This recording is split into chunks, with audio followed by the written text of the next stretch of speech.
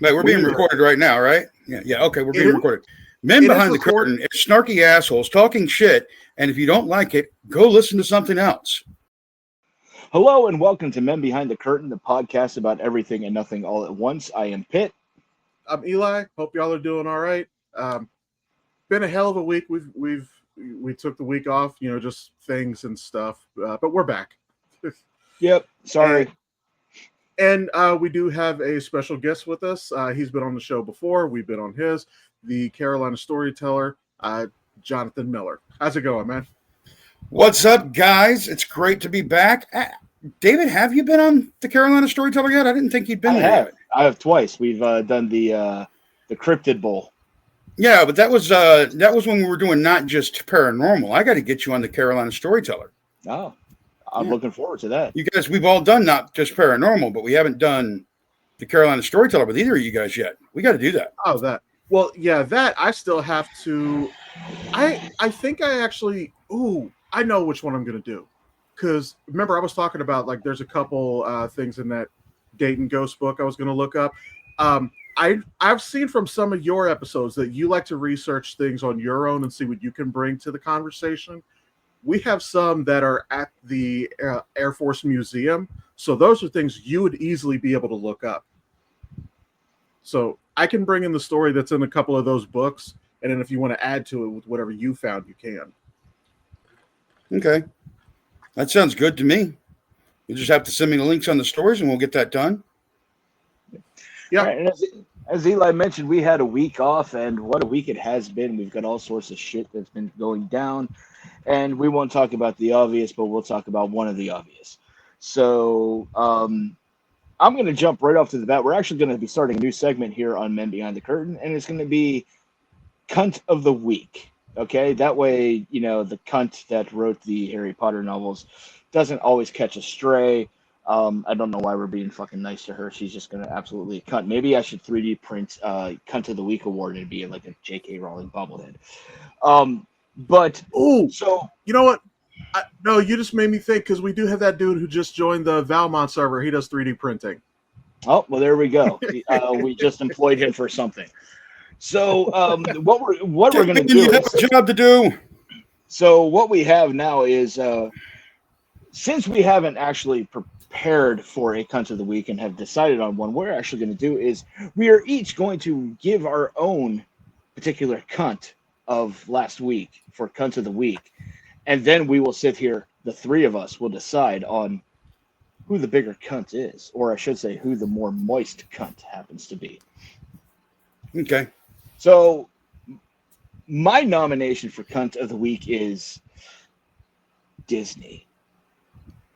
Yeah. You know what you fuckers did, okay? You know what? Kimmel all the way.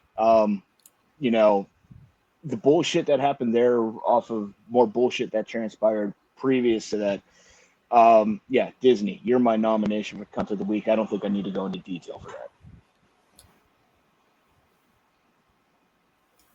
Yeah, I could very easily just, you know what? We're just going to make Trump a permanent nominee for Cunt of the Week because he always does something. So let's just put him permanently on the board.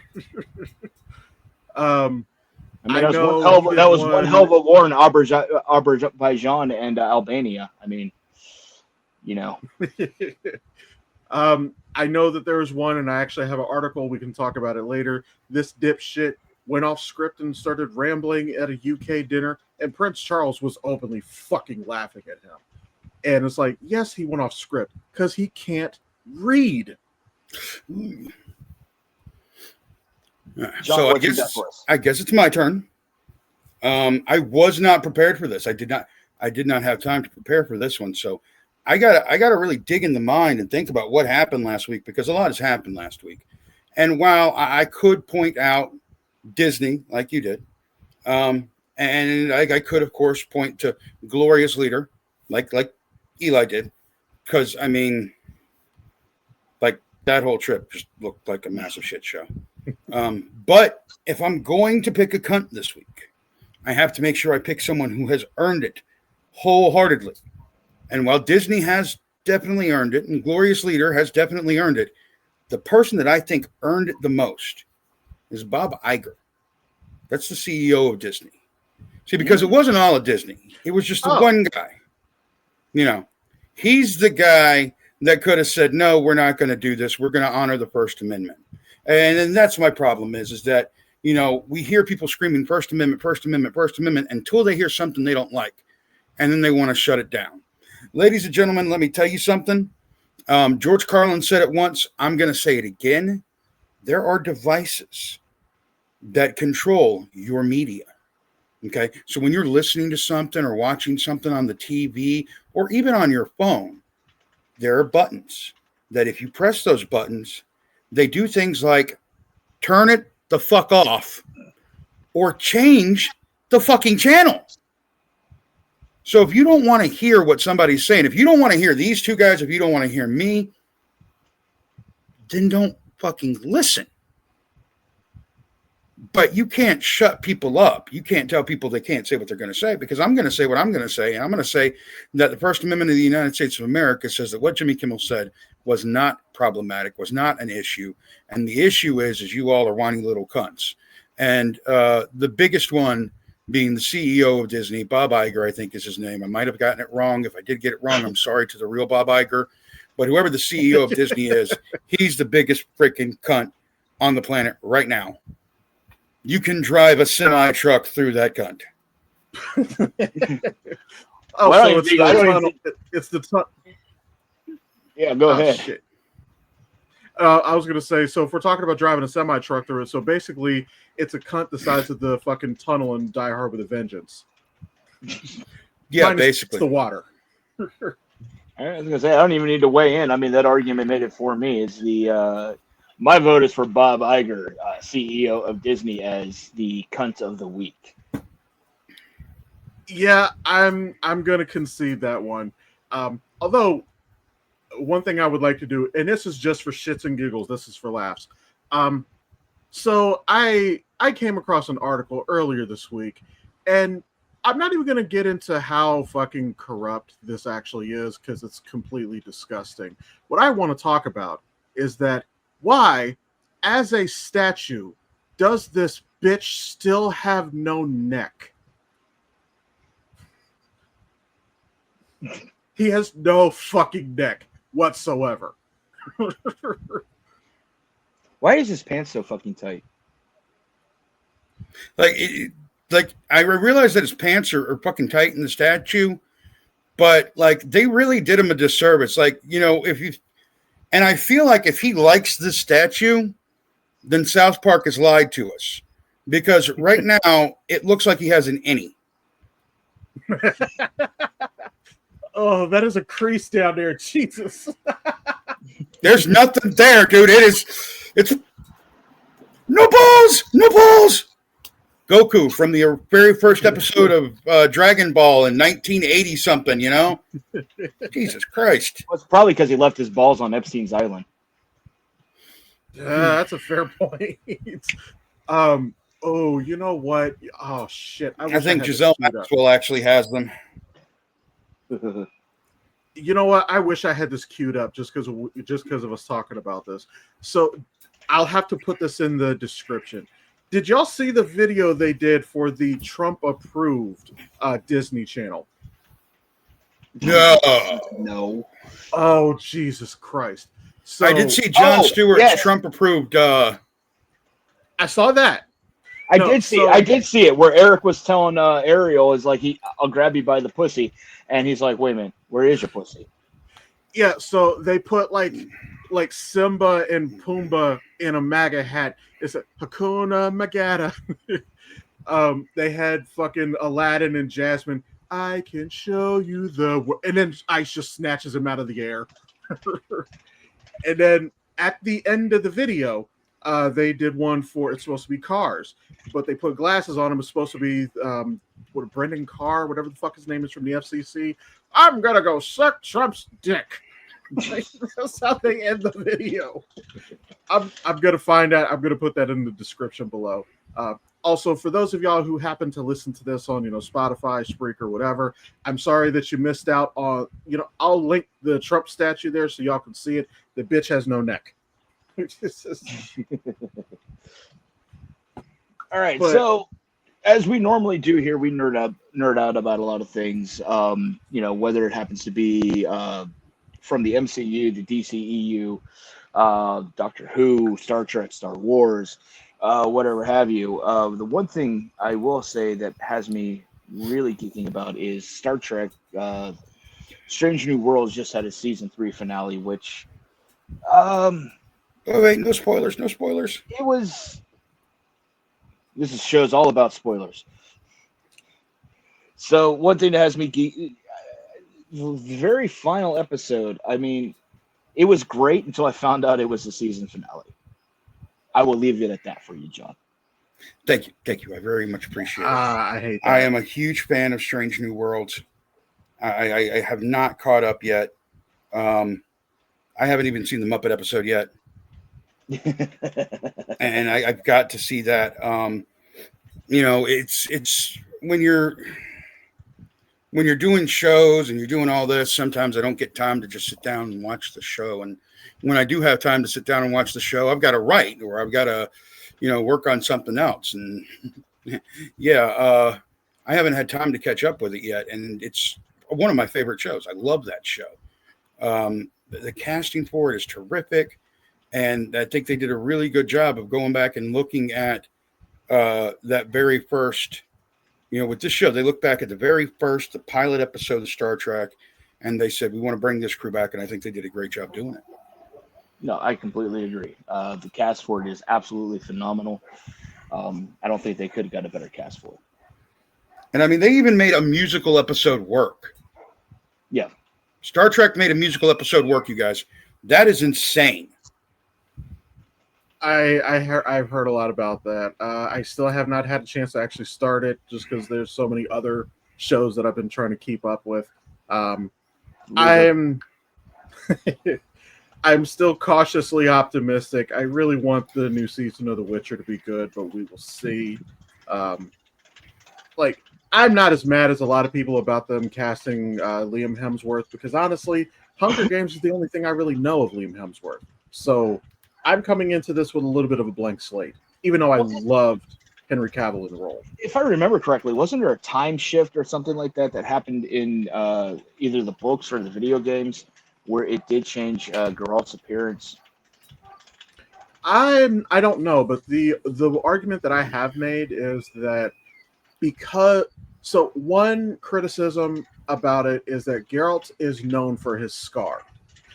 I understand that they don't want to put the scar in Henry Cavill. Henry Cavill, it's a big deal, et cetera, et cetera. Well, you've already recast him. Give him the scar. Make it more source accurate. I hope that they will do that. But as far as the time jump goes, I'm not entirely sure. I have to agree with you on that. That if they're going to recast, throw the scar in. Come on, guys. I'm all for the scar. So hashtag give him a scar. Hashtag give him a scar. You can do it with digital editing. So get your butts in there. But for fuck's sake, do a better job than we did with Henry Cavill's mustache removal. For fuck's sake.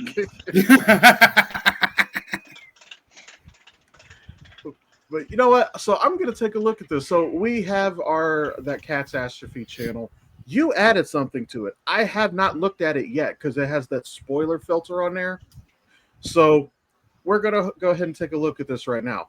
But I did think of a topic here we can do in a little bit. Jonathan, you'll like this one. I do have I'm sure. I did get an email for a Catastrophe, so woohoo! Okay, cool. Here comes the party, guys. So first, I'll go ahead and take a look.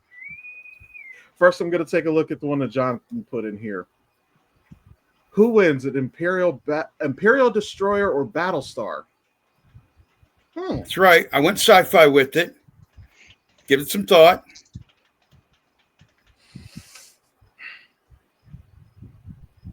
Imperial Destroyer or Battlestar? See, they're both. They're both a kilometer in length.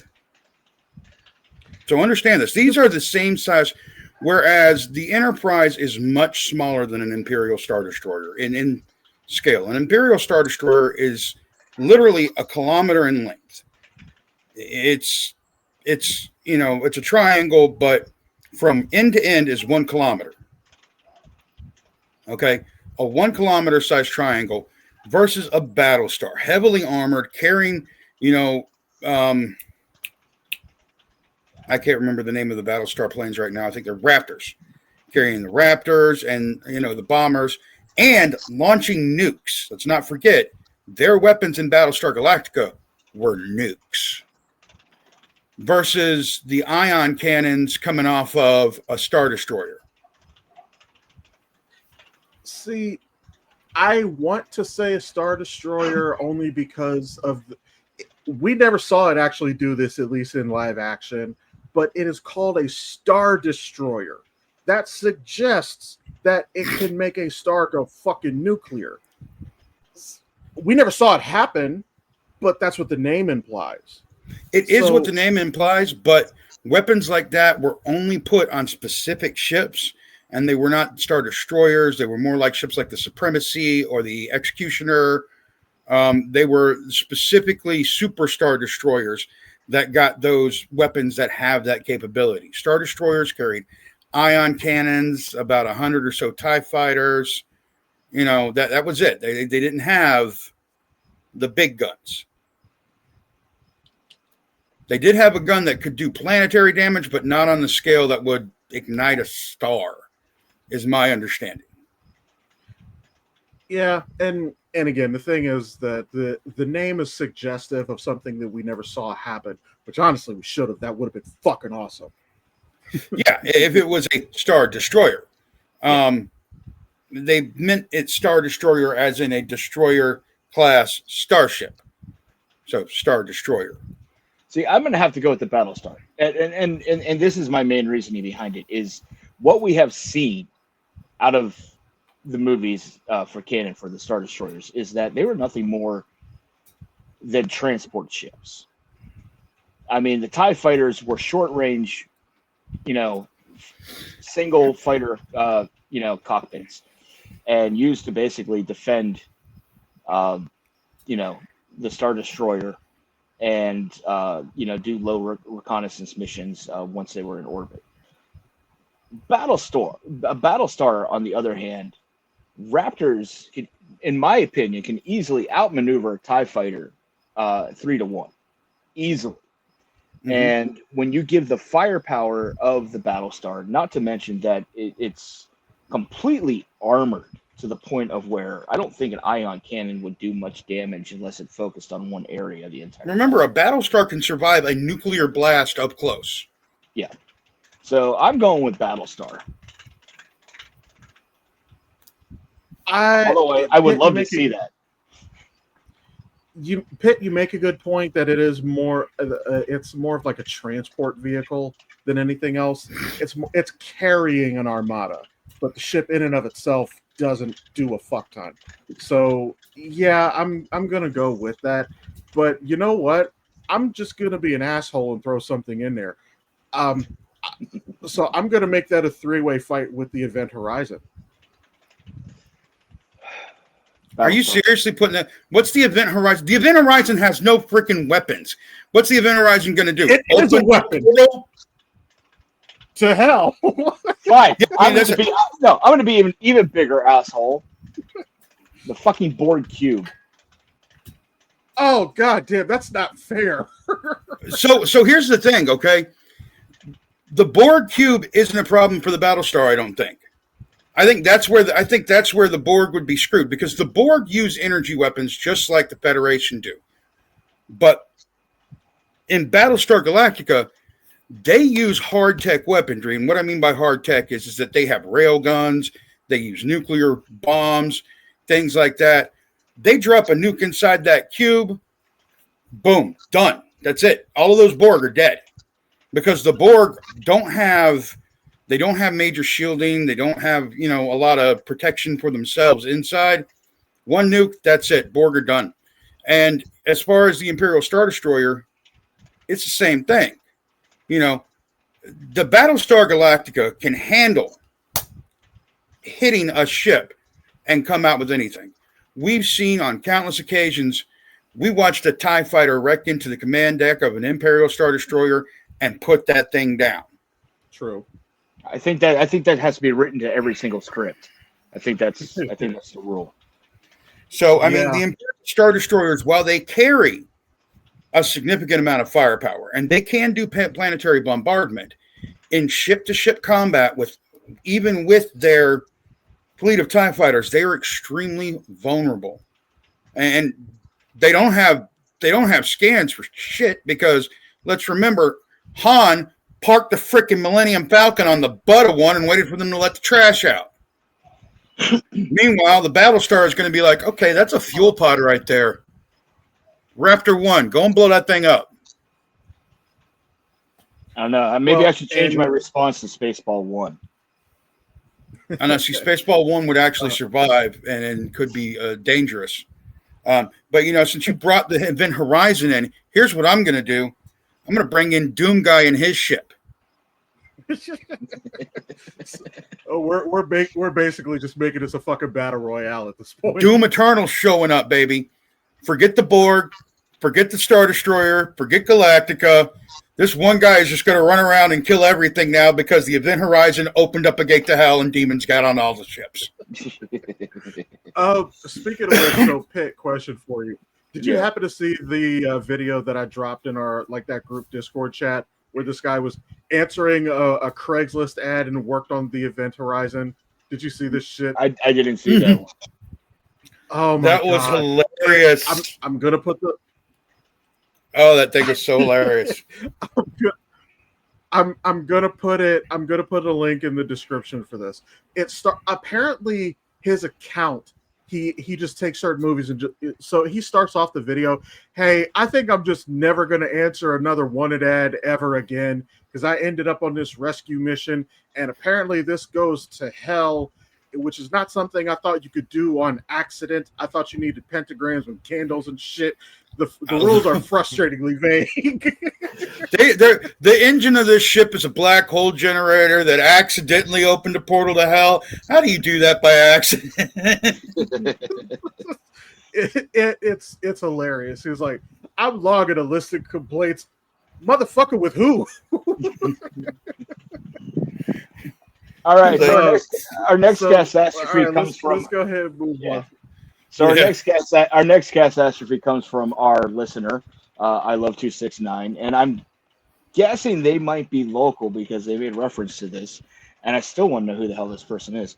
So I love 269 asks, due to the fact that the Renaissance Festival is now going on, what modern day song do you feel would make a good pub song in a Renaissance flair? Define modern day because my first thought is Dropkick Murphys. Dropkick Murphys definitely, but I got another one. I would probably say any popular song from I'd say the last 2 or 3 decades.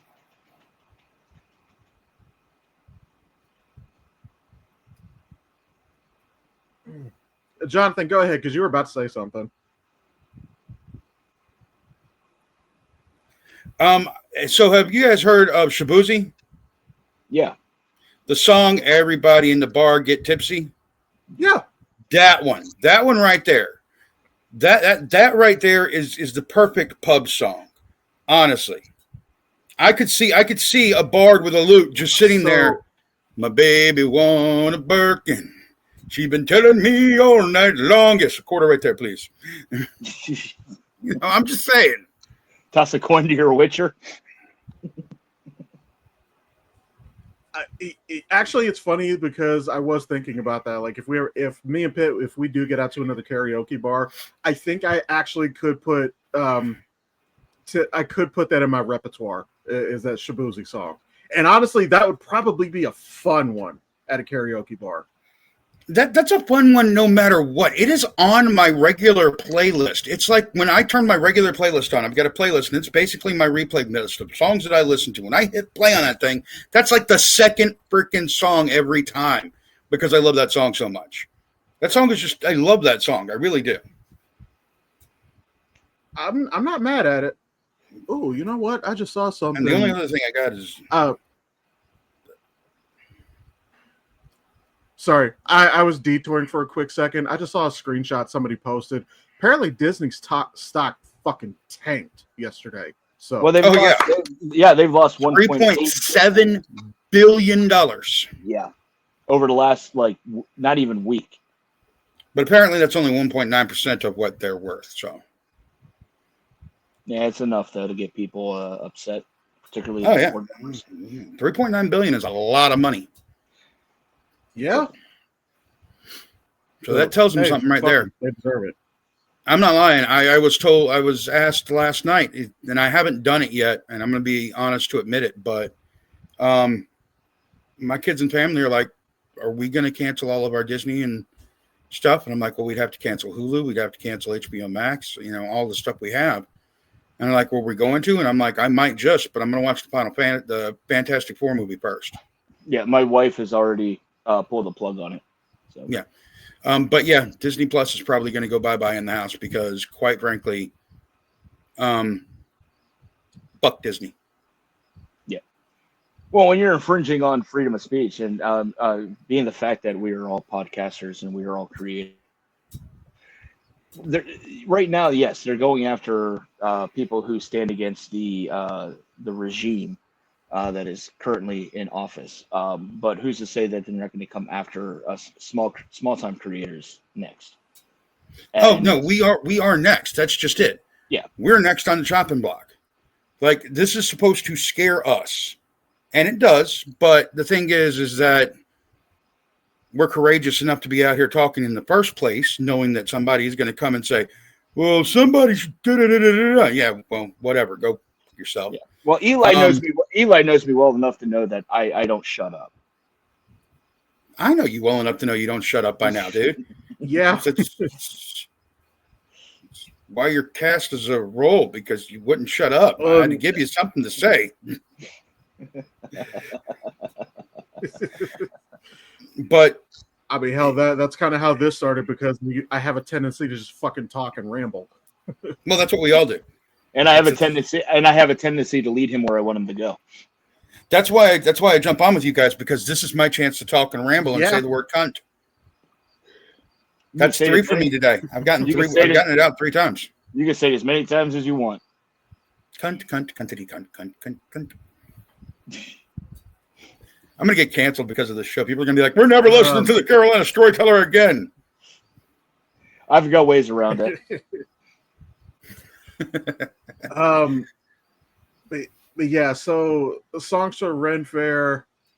I'm gonna stay with the Dropkick Murphy song, just because I don't have something better. Shabuzi does work. That definitely works. But yeah, I feel like with Dropkick Murphys, you got Rose Tattoo is a great one.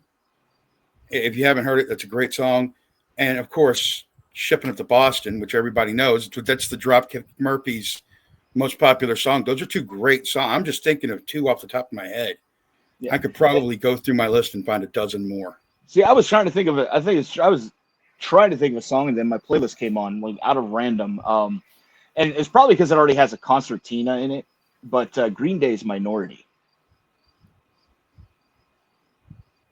I can just see a pub like, I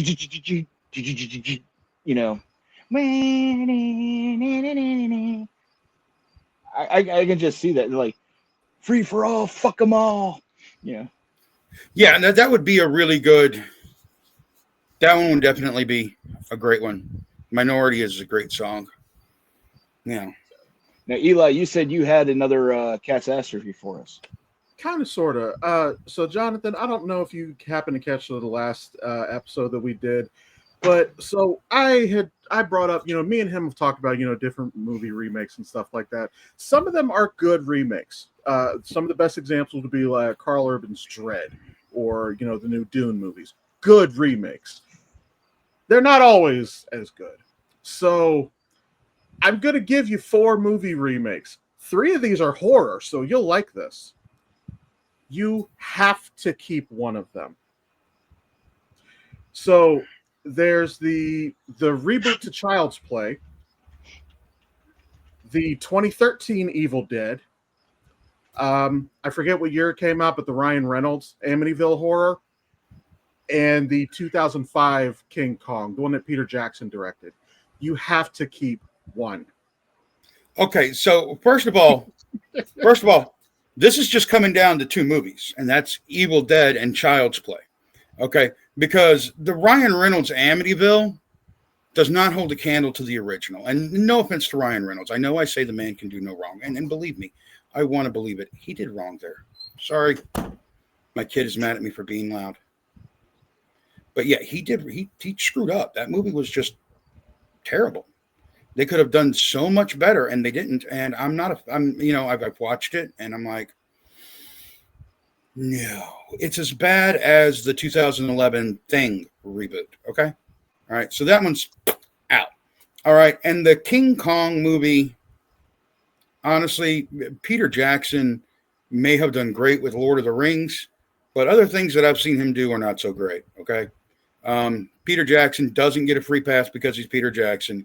He made a non-decent movie, and a lot of people will say it's because of Jack Black or it's because of this, because of that. No, it's because Peter Jackson made a non-decent movie. Some of those people were very good in that movie. It was just directed poorly. All right. So that leaves the Evil Dead remake, which, by the way, was signed off on by Bruce Campbell. Yeah, so, he had a cameo at the end. The Godfather of Horror signed off on this movie. And then you have the Child's Play remake where Mark Hamill voiced the new Chucky. Now, I feel like, Mark Hamill was voicing the new Chucky. I feel like the problem with the Child's Play movie was they abandoned the original plot. This is not a Child's Play movie as far as we are used to. This doll is just a maniacal doll that's been programmed to be a maniacal doll. He's not possessed by a spirit. All the supernatural is gone. And while I thought it was an interesting movie, it is because of that the movie did so poorly, I think, because they threw out what made Chucky special. Any doll could get one of those chips and just be another Chucky. Chucky was special because he was possessed by the spirit of Charles Lee Ray. Okay, if it was anybody else's spirit, he wouldn't have been Chucky, he'd have been somebody else. And then we look at the Evil Dead remake. They went hard in that remake. I don't think it's fair that it gets put as a bad movie. All right, the Evil Dead remake tried to do shot for shot. They tried to do different things. They even included the tree scene. I know that entire area was literally red for weeks after they finished filming.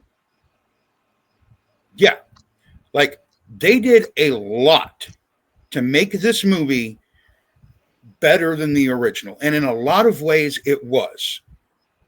I mean, when you think about it, the original had horrible, horrible effects. They were the 80s effects, and they were some of the worst effects. The reason that people like the original so much, the reason the original is so great, isn't because it looks snazzy. It's because the story was awesome. And it is because of that I have to give it up to the Evil Dead. And it is because they took that supernatural element out of Chucky that I have to say that Chucky counts as a sci-fi horror, and it's not really Chucky, and it loses its spot. But I think both are decent movies in their own respects, but they did not touch the originals. They were not of the quality that it should have been, because of just losing the original story. But Evil Dead and Evil Dead Rise, which just recently come out, are both excellent horror movies. You can't tell me otherwise. So real quick, Pitt, before you get to answer that, I just want to mention, so your reason for keeping Evil Dead was actually almost exactly the same argument he might remember that I made for Poltergeist. Because Poltergeist, the original Poltergeist, is a great fucking movie, but the CGI did not hold up at all. Mm-mm. It was the original CGI is terrible by today's standards.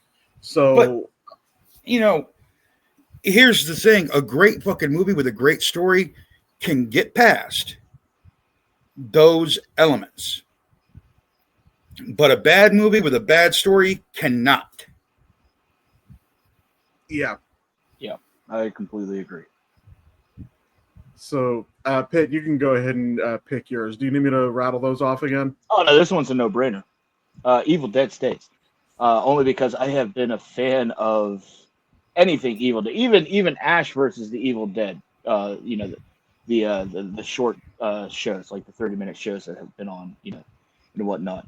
I mean, and I have met the King, Bruce Campbell. So yeah, I mean, what probably one of the most humble individuals I've ever come across. Like I was working in radio early 2000s and stuff like that, and I happened to be doing the overnights from like the midnight shift at 6 in the morning before the morning show came on, and Bruce Campbell was actually coming into the studio as a guest, and I'm sitting there. I'm like, I just got the book he put out, the very first book, If Chins Could Kill, I believe was the name of the book, and it was one of those things like, and right before I went off the air, I'm plugging what's coming up. I'm plugging Bruce Campbell's coming on, to the morning show and stuff like that. And I'm reading off the top of my head, I'm reading off his entire filmography, voiceography, everything is, I've mentioned Evil Dead, I've mentioned Spider-Man. I mentioned the voice of Pitfall Harry and Pitfall 3D. Yes. I laid out everything, the greatest thief in the world from the Xena, television. So I laid out everything, and he walks in the studio as we're changing and stuff like that. And I'm just like, hello, Mr. Campbell, it's a pleasure to meet you. And he's like, that voice sounds familiar. You were just on the air, weren't you? I'm like, yeah. He's like, and you're the guy who read my entire resume over the air, weren't you? I was like, yes, that was me. He's like, you forgot one. And I just white in the face and turned red. And I'm like, which one did I forget? Which one did I forget? It's like I'm going through everything trying to think. It's like, which one did I forget? He's like, I'm kidding. I was like, would you like me to sign your book for you? And signed the book with, it was good. I hung out, for about 2 hours in the studio with the morning show host and, Bruce Campbell. And it just the nicest guy in the entire world. Very humble, very polite, very funny. And it's like when he delivered his humor, when he was telling a joke, it was very dry to the point that it was like, oh my God, this even makes it even funnier than what it actually is. So, yeah, Evil Dead, just because of it's a classic. You can't erase that. And yeah, you're right, because I mean the problem is that Evil Dead tried to follow up Evil Dead, and you can't follow up Evil Dead and be as good as Evil Dead. Yeah. Because Evil Dead. Yeah, I can believe you when you say that he was funny and everything, just because of some of the other works that we've seen him do. Him playing Autolycus on Xena that was my introduction to Bruce Campbell. And looking back, those shows were very cheesy, but like in an endearing kind of way. Except Hercules. Fuck you, Kevin Sorbo.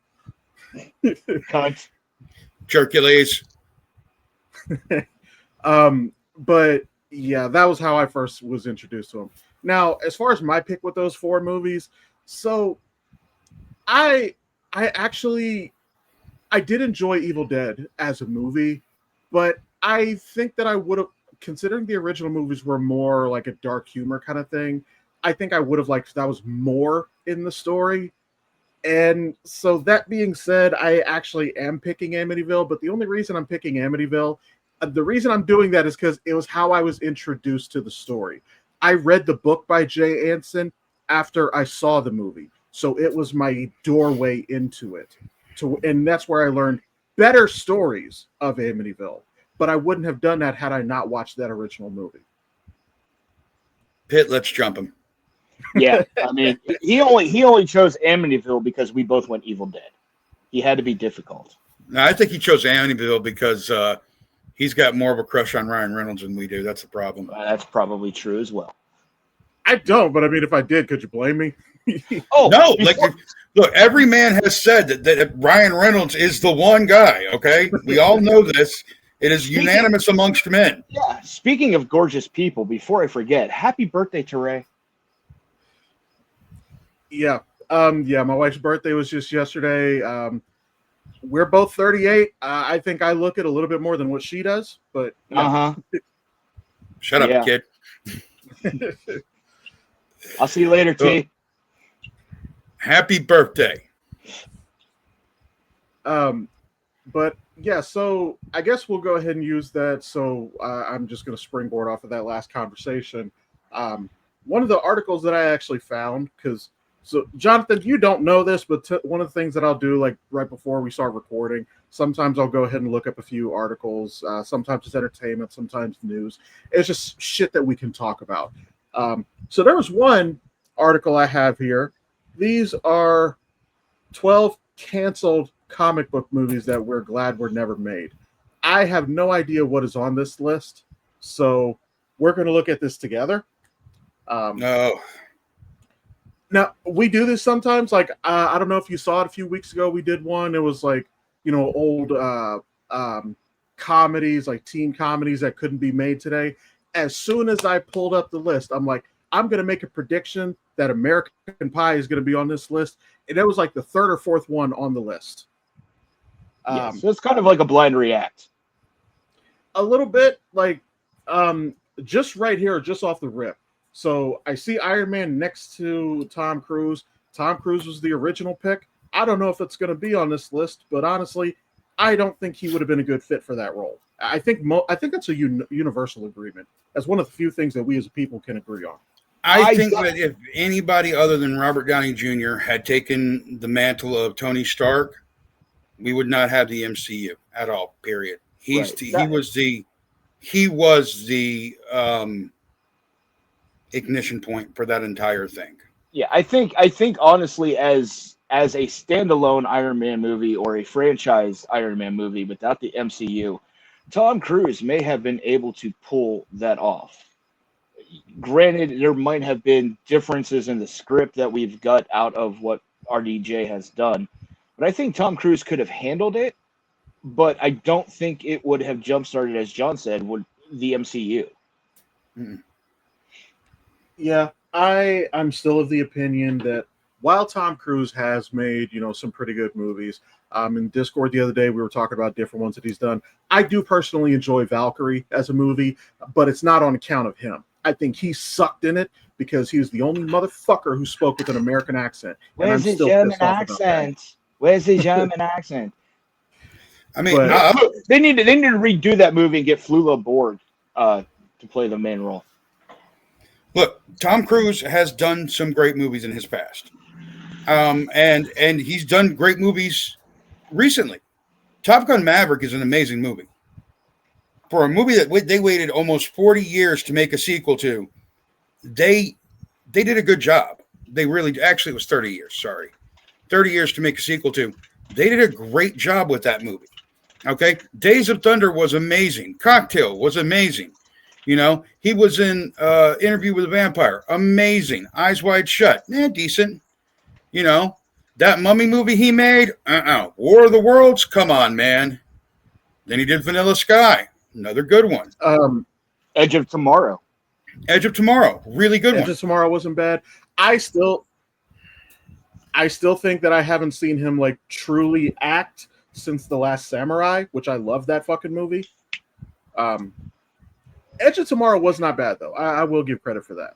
But Edge of Tomorrow, anyway, let's go ahead and let's go through these. I want to see what movies we're saying no to. But honestly, I'm not saying Tom Cruise is a horrible actor, because when he does act, he can do very good work. I'm saying that, like any actor, he picks projects that sometimes he's not best suited for. He needs a new agent. He needs a better agent. Oh, good God, no. Whoa. I love Jack Black, but no. Well, wait. Go ahead. For those of y'all who are listening and not watching, the first thing that was on this list, apparently Jack Black was going to do a Green Lantern movie. Mm, I don't approve of that. So while I enjoyed Nathan Fillion's Guy Gardner and Peacemaker, I believe, and I could be wrong, that if anybody else could pull it off other than Nathan Fillion, it might have been Jack Black. Might have been able to do a good Guy Gardner. Other than that, no, I could not see him being Hal Jordan. I could not see him being Kyle. What's his name? Rayner. Yeah, I couldn't see him do it. It's not possible. Maybe Guy Gardner, but that's about it. Maybe Gardner. Maybe. Absolutely not Hal Jordan. And now that you mention it, that's probably not who they had in mind anyway. No, they probably weren't going to do Hal. Yep. All right. What's the next one? Who's next on this list? Oh, Jesus, fuck, no. Dwayne What Johnson. the hell? Whose idea was that? So that was Dwayne Johnson is Lobo. Well. Yeah, no, thank you. Joel Is that the same time he did hell. Hercules? Is that the same time he did the Hercules movie? Yeah, so Joel fucking Silver. I'm pretty sure Joel Silver was attached to the shitty 90s Batman movies. That's Joel Schumacher. Yeah. What the fuck does I know that name, Joel Silver. I need to look at He's done some stuff. Let's see what Joel Silver's movies are real quick. Hang on a second. I'm about to Google it. I was gonna do it here. Okay, we're Googling Joel Silver, everybody. Because we want to know the truth. So he's got some good movies on there. Okay. He's got Lethal Weapon. He's got Romeo Must Die. Okay. Why would he even consider putting The Rock as Lobo? He didn't know the character. That's the problem. He had no clue what was going on, and that's why he did that. It wasn't anything bad. He just didn't know. Ignorance can be excused. He just didn't know what he was doing. Honestly, he heard it was right. It was a big brutish guy, and he's like, "We'll put Dwayne Johnson in there. He's great at being a big brutish guy." No, you can't put Dwayne Johnson in everything that's supposed to be a big guy. That's how you get Black Adam. I'm going to be honest though, with Black Adam, I didn't think he was bad. It's just it was not a good movie. The movie it had too much of the Justice Society in it. I didn't care about them. Him as Black Adam, I didn't mind him. But yeah, you're right. I think they just saw a muscular dude and just shoehorned him into it. But no, Jason Momoa, if he is cast as Lobo, he's going to fucking kill that role. I feel like if you're going to cast a villain turned hero, and you're going to make that movie, you need to at least put the actual hero in there for a good part of that movie. Even if the villain is playing the hero the whole time, the other hero has to be like, I don't know if I trust you. I don't know if I trust you. Yeah. So that you see that turn in the other hero too. And so I kind of called it. So now we have Tom Cruise as Iron Man. Tom Cruise's Iron Man is on the list, and we're not going to agree that should have been done. Should have never been done. Oddly enough, that's the picture from The Last Samurai. Yeah. Now, I will say, now that they've done the MCU, the idea of bringing Tom Cruise in as an alternate Iron Man, I'm cool with that. Now that it's established.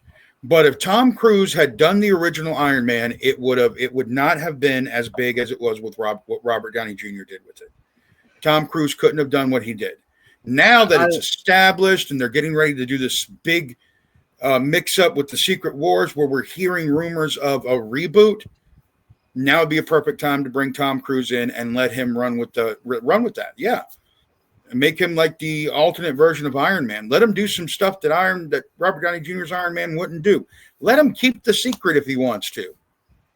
He could be Superior Iron Man. That's what I'm thinking. Oh, that would be fucking good. All right. Canon film Spider-Man? I don't even know what so that picture is Doppelganger, which for those of y'all who aren't as well versed, that's more, it's like a 6-armed, like monstrous version of Spider-Man. And it's from the Maximum Carnage storyline. originally. Okay. I've seen a Loved version that. of Miles that was like that, and that explains why. Okay. I didn't Who's even know about next? this movie, so we'll just moving on.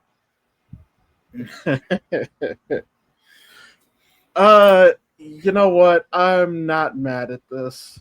So Daredevil 2. For those of y'all who don't remember Ben Affleck's Daredevil. Um, it wasn't a great movie, but it was also in the infancy of superhero movies. Look, So I tried to forget his rendition of Daredevil. Silver Actually, was good. not even so much Daredevil, more than anything. Yeah, like the suit was cool. Colin Farrell was not a terrible Bullseye, even though putting the engraving in his head was a little weird. Fuck, what is his name? Michael Michael Clark Duncan Duncan. as Michael Clark Duncan as Kingpin. Honestly, I loved it, but yeah, So the problem with, I think, the Daredevil movie that Ben Affleck did, and the thing that everybody hates about it, is that it tried too hard to find a balance. It didn't want to go hard comic book wise or go hard realistic wise like the Batman Begins.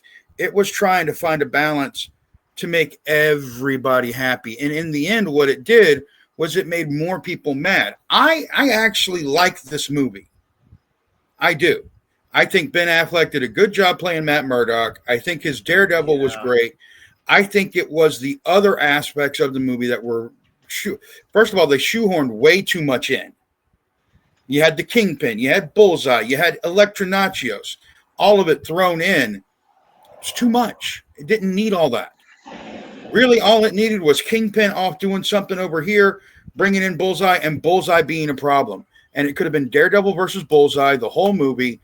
Um, they could have left out the whole police chasing him and everything, and just had Daredevil trying to figure out how to stop Bullseye. And then he finally stops Bullseye. And in Daredevil 2, you could have brought in Elektra and the Kingpin and pushed it a little bit further, like what they're doing with Daredevil Born Again. But you know, what they did there was just too much. the Daredevil show with Charlie Cox made me hate the movie more because the movie did get a lot of things right, like the death of Elektra, like his senses. Like the movie did get some things very accurate, and they just absolutely fucked up on the execution. The TV show made me hate the movie more, honestly. So what's next on the list here? Silver and Black. I did hear about this. They were going to try to do Silver Sable and Black Cat. This is when Sony was still trying to do like a bunch of Spider-Verse movies without Spider-Man, which, goddamn it, Sony just no. Madam Web killed that for them. I still haven't watched that yet. I keep meaning to watch it to see like how bad it really is. I saw probably about the first 15, 20 minutes at the lounge one day and tuned out. Nothing against Dakota Johnson or anything like that, because there are, she had a short-lived sitcom that I can't remember. Yeah, her transition to film has not been that great. And James Franco is Multiple Man. Okay. We can do that without anybody in that role. Yeah. Multiple Making Man a doesn't need Multiple Man solo movie? Really?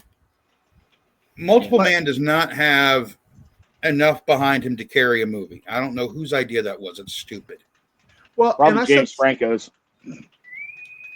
Well, and I said the same thing about like when they were talking about doing a spin-off solo movie for Gambit. I love. Jesus, that was right on your street, wasn't it? Yep. I love Gambit. I especially love Channing Tatum as Gambit. But to the movie fans, X-Men Origins Wolverine did not give enough to justify a Gambit movie. So I always thought that was a bad choice. And I'm still heartbroken over that because Taylor Kitsch looked spot on good as Gambit. he just fucking. Maybe if he had Jackie as his voice coach, maybe he would have been better. Yeah, maybe. But Channing Tatum showed us, and the reason that I was for the Gambit movie is because Ryan Reynolds has already told us you could take something that was in a bad movie and you can polish it and produce a good movie. Ryan Reynolds knew that Deadpool in that movie was dog shit. So what's he do? He releases what was supposed to be Deadpool.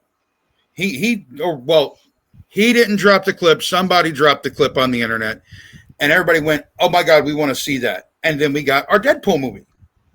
And there have been 3 Deadpool movies that have been fantabulous. And I'm convinced that leak was intentional. I think that they were trying to garner support to justify making the movie. And also, the opening scene of Deadpool was almost shot for shot, line for line, that short. So I'm positive that was intentional. Oh, it was intentional. That short was shot as test footage for the script because they knew that's what they wanted to do. Oh, this one pisses me off. Fox's Alpha Flight. No, thank you. I don't think that would have worked, and that's only because the only way that this would have worked is with Wolverine, because he was part of Alpha Flight before the X-Men. Yeah, but I mean, even with what the clip is showing, and I know the people who are listening can't see, but to me, I think of the Eternals. See, I'm thinking Guardians of the Galaxy because I wasn't a big Guardians of the Galaxy fan until that movie. And Guardians of the Galaxy is one of my favorite MCU movies. It is fantastic. And it brought a whole bunch of characters I knew nothing about onto the screen in a world where I knew a lot about the frickin' world. And it was good. I was invested. And I think you could do that with a team that could have been Fox's saving grace if they did it right. But the thing is that it says Foxes. Fox did 2 good X-Men movies and then shit the bed. They did 2 good Spider-Man movies and then shit the bed. No, wait, that was Sony that did Spider-Man movies. Everybody that has done these movies, they don't get it right. They try to stray away from the comic accurate, and the MCU's like, no, we're going hard as comic accurate as we can get. And unless they did it comic accurate, unless they went in there and they put 100% into being cheesy and campy at times, and took it to this is Canadian, we're gonna do Canadian jokes and things like that, it would never have worked. It would have bombed. All right, let's do one more before we run out of time. Yeah, I'm sorry, guys, I talk too much. No worries. No, you're good. But one thing I was going to say, because you're talking about comic accuracy, a few weeks ago I was actually showing this. We were looking at James Marsden as Cyclops. And actually, in hindsight, it pisses me off more, because if you look at the suit themselves, specifically James Marsden and Hugh Jackman, their suits are actually closer than they appear to be as far as comic accuracy goes. They just lacked color, because there are several versions of Cyclops that has the fucking giant X on the chest. It was just all black. His Wolverine suit, he had the slashes on the traps, on the ribs. It was so close to being accurate, but they pussied out and didn't give him color. And that's just it. They half-assed it. And Wolverine even has a stealth suit that has gray in it. They could have just done black and gray. Just a little bit of definition, and it would have worked. Oh, whoa. God, no. Who the... What? Okay, I love him as Kanan Yaris. I love Freddie Prinze Jr. I really do. But Batman? No. Oh, Green Lantern, maybe. Christ, no. Green Lantern, maybe, but not Batman. He has a good look for Hal Jordan. Like, just looks alone, he looks like a good Hal Jordan. I think he could play. Freddie Prinze Jr. is a good actor, and he's a great writer. We're not going to talk about what he writes for, but I mean, I've seen some of the stuff that he writes, and he's really good. He is good. He's talented, but he's not Batman. No. So apparently he specifically wanted to do Batman Year One by Frank Miller. which is basically what Pattinson's Batman is doing. Yeah. All right. Before we head out, there's a few things I wanted to have John address here on the podcast. First thing is we're getting ready to wrap up season 1 of Valmont, the Black Raven Chronicles. We've got episode 11 and episode 12 that are going to drop soon. And then we're going to be going right into season 2 not long after that. Actually, production for that is actually beginning. Also, I want to address the fact that we have changed logos. Why? We are now under the umbrella of Phoenix Creative Works. So, John, and I know you've got appearances coming up in your area. So, first off, Valmont. Second, Phoenix Creative Works.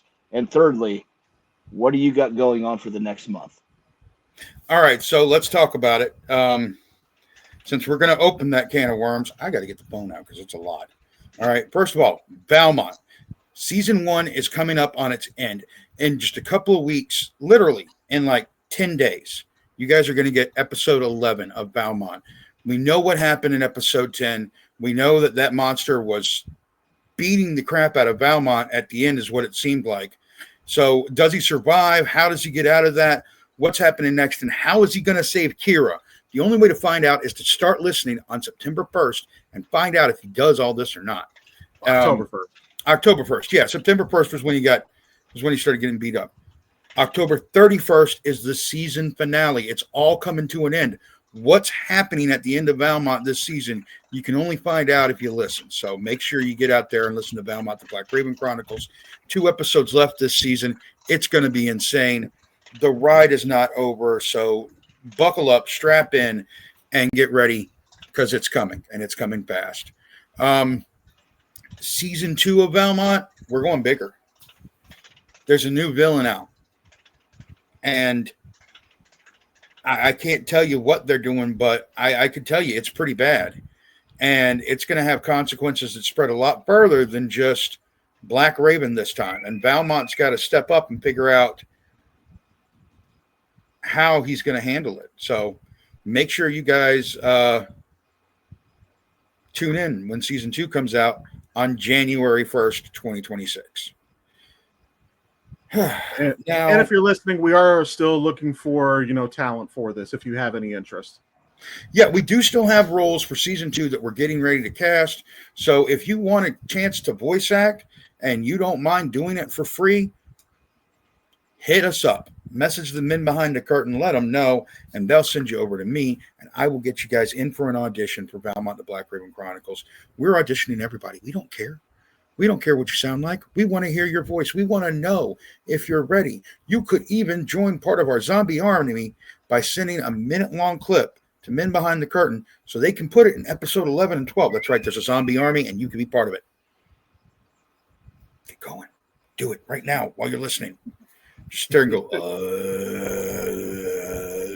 for like a minute. Bam, you're in. Just don't do it the way they did on Key and Peele. Just don't do that. Yeah. But yeah, I think that's a good place for us to go ahead and wrap it up. So, Jonathan, as always, pleasure to have you. Doors always open. You're more than welcome. I want to get more on the Phoenix Creative Works, and I know we're running over. Storytellers.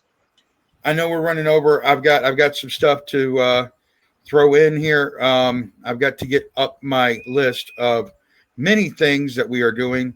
So let me just pull this up because my list is coming from my niece has actually made some things for me. So shout out to Dean Rose, who's done some artistic stuff for you. It's going to be showing up for these shows so that you can see when and where they are.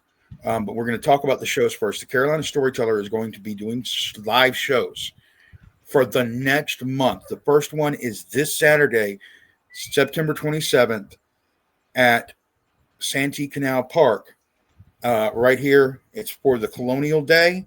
I will be talking about Revolutionary War stories and legends that happened right here in South Carolina, right where I'm at, right around Berkeley County. These things are the events that took place that don't really get put in history books, things you don't hear about. Some of them are ghost stories. Some of them are legends. Some of them are legendary. Why do they call South Carolina the Palmetto State? Well, come and see me at the Colonial Days, and you're going to find out. Next up on the list is I'm going to be at the Terrace Theater opening for the Rocky Horror Shadowcast. Now, I'm doing this 3 days next month, but the first is going to be next Friday, October 3rd, where I'm going to be there. I got a really special story. I'm actually going to go in a costume because it's Scooby-Doo night. So I tell everybody that my costume is going to be a Mr. E. And if you can figure it out, great. If you don't, you'll figure it out when you see me. I'm not really trying that hard. I really swear I'm not.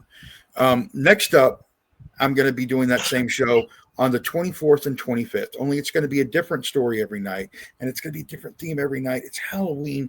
Come out there to the Terrace Theater, listen to me tell a story, and then watch Charleston Absent Friends as they do a shadow cast of Rocky Horror Picture Show.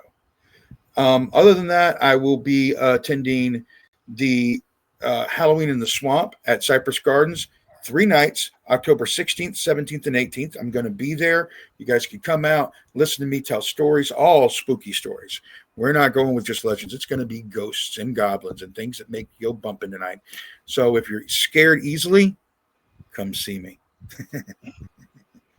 And then I will be at the Trick or Treat Trail at Wanamaker Park, October 25th, and that starts at 11 a.m. So if you're in the Charleston area and you've got a chance to go to any of these events, come and see me, the Carolina Storyteller. I will be out there telling ghost stories. I'll have some merch, and it's just going to be a fun time. You can even get a book called Redcoats, which, for a shameless plug, that guy right there is currently recording the audiobook for. You're pointing the wrong way, Dave. No. Well, you're not? It probably looks that way on his end. On my end, it looks like he's pointing the wrong way, but that guy. It's me. Then I'm pointing the wrong way. Damn it, he's over there. Anyway, he's the one that is doing the voice for Redcoats when it becomes an audiobook, hopefully here in a few months, and that's going to be really awesome. And, thank you, Eli. Now to the meat and potatoes that David wants me to get into. Things have been getting big for all of us. So as a united group, we have come up with a new incorporation known as Phoenix Creative Works. Now, under this umbrella is Valmont the Black Raven Chronicles, the Carolina Storyteller, Men Behind the Curtain. There is another project that is being produced. There's also studios like Echo and Ember Studios, Witch Queen Studios. What was the other studio? Is there another studio? I think we have another studio. I'm not exactly sure. But all of these productions now fall under the umbrella of Phoenix Creative Works, which is kind of a great thing because now we get to support each other and work together to make the shows not only better, but to get the shows out to larger audiences. So we can see more of you. You can see more of us. We can tell you things that you didn't know. And these guys can let more people know who's a cunt and who's not.